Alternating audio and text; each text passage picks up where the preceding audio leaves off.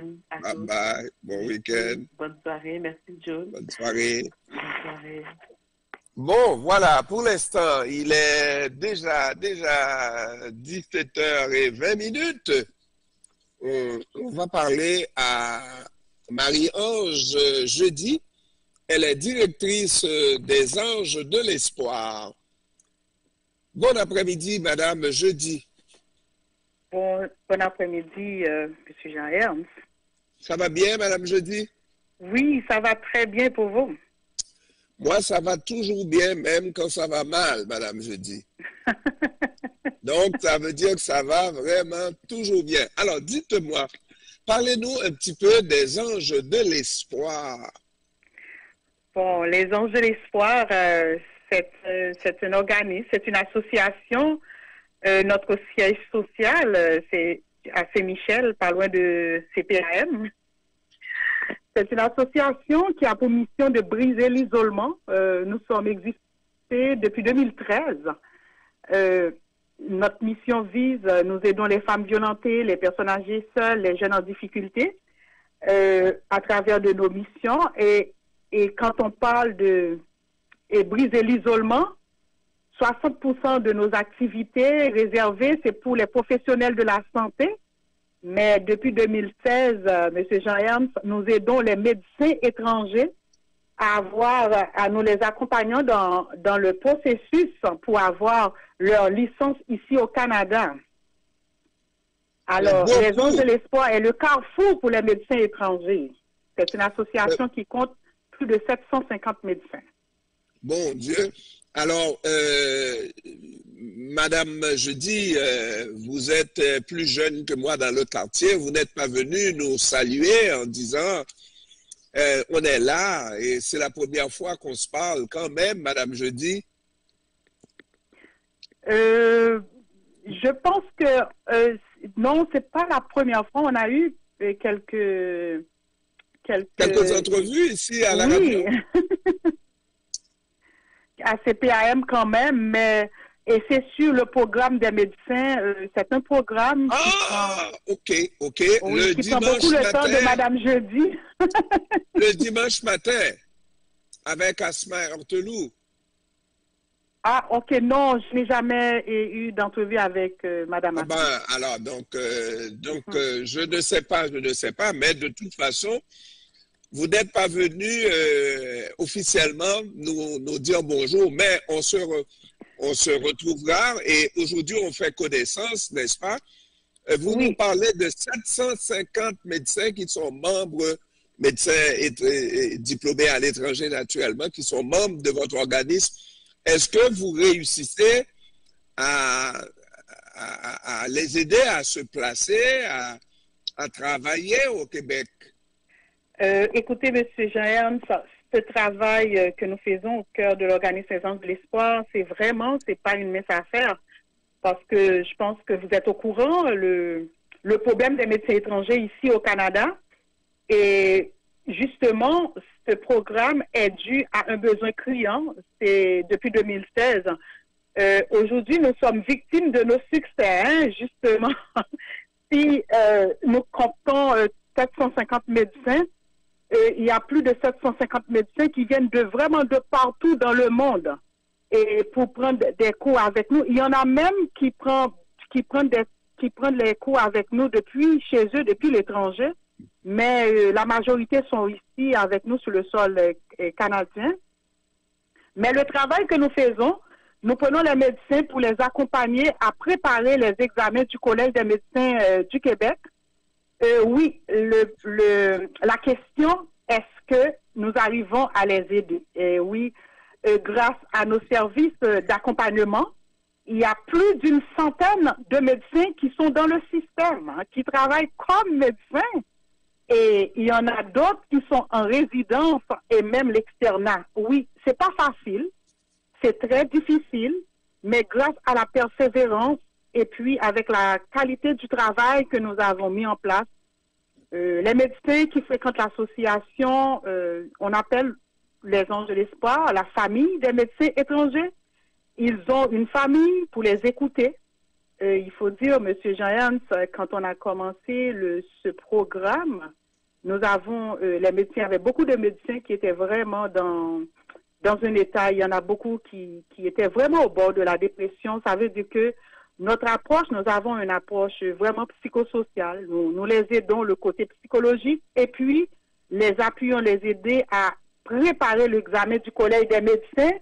Mais moyennant, je profite de saluer les cliniques partenaires qui travaillent avec nous. On a, même dans la communauté, nous avons des cliniques partenaires qui appuient ce travail, qui nous prêtent leurs cliniques pour nos examens, parce que nous les passons aussi un examen avant le collège des médecins. C'est pour cela que nous avons un taux quand même on va dire de réussite, mais il faut dire aussi grâce à la motivation et aussi à leur travail aussi. Ils ont travaillé. Est-ce que vous avez comme partenaire, parce que c'est un médecin, comme vous le savez, qui m'a parlé de l'organisation, et aussitôt un ami, on a pu prendre contact pour réaliser cette entrevue. J'imagine que vous avez des médecins, de ces médecins-là à la retraite qui vous aident, qui travaillent avec vous pour aider justement ces jeunes médecins, en tout cas médecins diplômés à l'extérieur qui voudraient intégrer le marché du travail ici au Québec comme médecins. Donc, qui vous aident, qui travaillent avec vous, c'est ça? Oui, justement, nous avons les médecins, c'est sûr les médecins retraités, leurs expériences très importantes pour les nouveaux médecins, les médecins qui viennent d'arriver, mais surtout nous avons un plan à l'association, un modèle, c'est participation, c'est donner au suivant. Cela veut dire que les médecins que nous avons aidés deviennent des potentiels accompagnateurs pour aider les autres. Parce que eux-mêmes, ils ont passé, ils deviennent médecins, mais ils retournent. Et aussi, je profite de dire ça, nous avons toujours besoin des bras, parce que nous sommes le carrefour pour eux. Et nous avons besoin des médecins qui travaillent déjà, qui sont là, de venir à nous.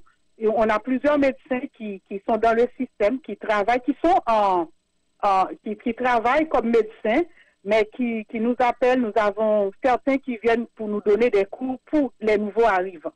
Alors, ce sont tous ces personnes, les médecins qui travaillent, les médecins retraités, leurs expériences, c'est très important, mais ceux qui sont dans le système, ce sont eux qui viennent, que nous avons besoin encore pour nous aider, pour pouvoir accompagner ces nouveaux médecins dans leur parcours pour accéder au système de santé canadien.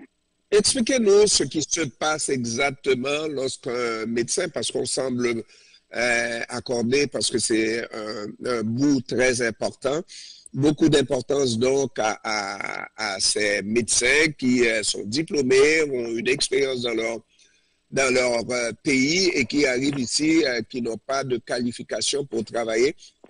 Quelles sont les étapes à franchir?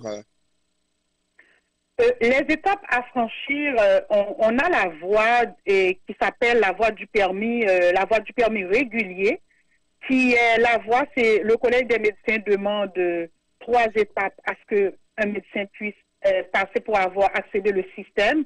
Premièrement, il faut que le médecin s'inscrive justement ou ouvre un compte au Collège des médecins du Québec. Alors nous aidons ce médecin dans ce processus. Après, il y a deux examens à passer. On va dire 3 étapes, mais parmi les 3 étapes, il y a 2 examens à passer. Le premier examen, c'est un examen théorique. Alors nous, dans les zones de l'espoir, nous allons accompagner ce médecin pendant 2 mois. Et puis, nous allons lui dire le livre à acheter. Pendant ces 2 mois, le médecin va avoir à peu près 11 spécialités à voir, qui comprend à peu près 22 cours pendant 2 mois. Et puis, le médecin va savoir quel livre à étudier pour ne pas se perdre dans les livres. Et puis, le deuxième examen, qui est un examen pratique, qui a une approche médecin-patient.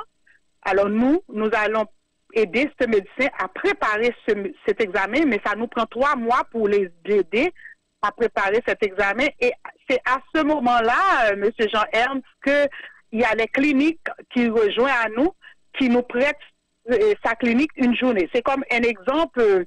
Nous sommes en train, aujourd'hui, nous avons une session qui va débuter ce dimanche, le 3 décembre, à 19h. Ça va commencer avec un de nos médecins en psychiatrie. Et la semaine prochaine, c'est l'autre étape qui est l'Écosse, pratico-pratique. Mais notre examen se fera la première semaine du mois de mars. Mais le médecin va passer l'examen du collège des médecins le mois de mai. Alors, notre préparation, nous prenons de l'avant à préparer le médecin, à lui passer notre propre examen. Alors, il va avoir un feedback des accompagnateurs. Mais c'est extraordinaire pour voir combien de personnes qui se joignent à ce travail. Et la troisième étape, ça s'appelle CARMS. Ce n'est pas un examen, c'est un système de jumelage et où le médecin va passer l'entrevue. Après avoir passé ces 3 étapes, c'est très élaboré, mais la prochaine fois qu'on va se parler, on va peut-être reprendre un petit peu plus de temps et il faudra peut-être nous amener, peut-être on fera une émission en direct, nous amener et peut-être un professionnel qui a réussi, qui a fait l'étape, qui a réussi, un qui veut faire l'étape, qui est dans le processus, n'est-ce pas? De manière à ce qu'on voit et comprenne, et qu'on comprenne surtout tout le bon travail que vous faites. Alors, Marie-Ange Jeudi, directrice des Anges de l'Espoir, je vous remercie. Excusez-moi, M. Jean-Ernst, désolé. Et c'est parce que je veux profiter de faire une annonce très importante, parce que à partir de l'année 2024, malheureusement, il y en a beaucoup d'écoles internationales, beaucoup d'écoles qui vont pas pouvoir, les médecins ne vont pas pouvoir inscrire ici. Alors, je profite de faire une annonce à tous les médecins qui nous entendent aujourd'hui. Si vous n'avez pas encore fait votre inscription à l'inscription même avant le 30 décembre, il faut appeler les Anges de l'Espoir, surtout Haïti. Haïti est enlevé dans la liste des écoles, des écoles qui ont leurs accréditations avec le Canada et les États-Unis. Alors, désolé de vous avoir coupé parce que je sais que c'est très important. Nous menons une campagne très forte pour donner ces informations-là à ces médecins, à ce que ces médecins puissent nous appeler. On prendra effectivement le temps de se reparler une autre fois. Marie-Ange Jeudi, merci beaucoup d'avoir répondu à nos questions. Merci. Merci, M. Jean. Merci, CPAM. Merci. Au revoir. Au revoir. Merci, au revoir.